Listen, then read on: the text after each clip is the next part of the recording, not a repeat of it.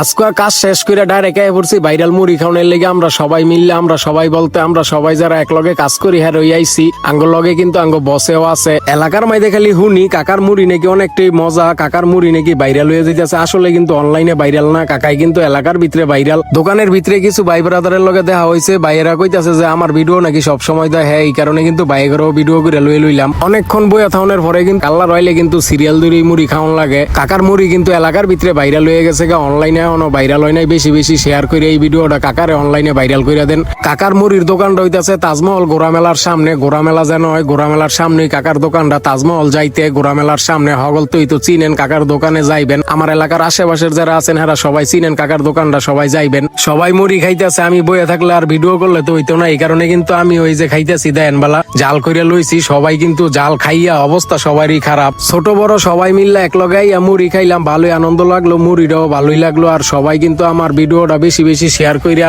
কাকারে viral করে দিবেন অনলাইনে। সবাই ফলো দিয়া লাইক কমেন্ট শেয়ার কইরা এই ছোট ভাইটারে পাশে রাখবেন।